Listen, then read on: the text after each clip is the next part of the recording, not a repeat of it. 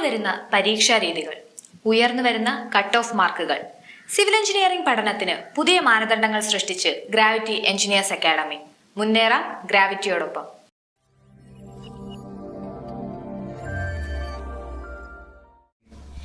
ഇനി നമുക്ക് എടുത്ത് പറയേണ്ട 2 പോയിന്റോട് കൂടി നമുക്ക് ഈ സെഷൻ വൈൻഡപ്പ് ചെയ്യാം.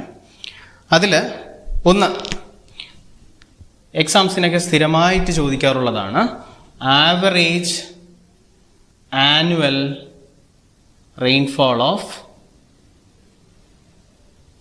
ഇന്ത്യ എന്ന് പറയുന്നത് according to Indian meteorological department അവർ പറയുന്ന വാല്യൂ 119 സെന്റിമീറ്റർ ആണ്. നമ്മൾ റെയിൻഫോൾ മെഷർ ചെയ്യുന്നത് ഇൻ ഡെപ്തിന്റെ കേസിലാണ്. ഡെപ്തിന്റെ യൂണിറ്റ് എന്ന് പറയുന്നത് സെന്റിമീറ്റർ ആണ്.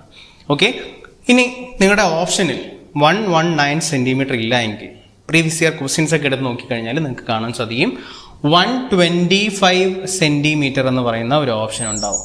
If there is no option which indicates 119 centimeter, go for 125 centimeter. എങ്കിൽ മാത്രമേ 125 centimeter ആൻസർ ആയിട്ട് എടുക്കാൻ പാടുള്ളൂ.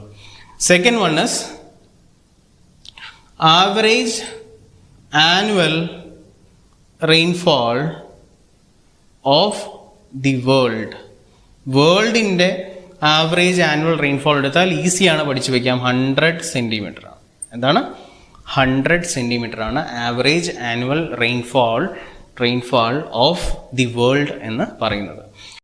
ഈ ഓവസിയ പഠനം ഇനി അനായാസം. പഠിച്ചു തുടങ്ങാം ഗ്രാവിറ്റിയോടൊപ്പം.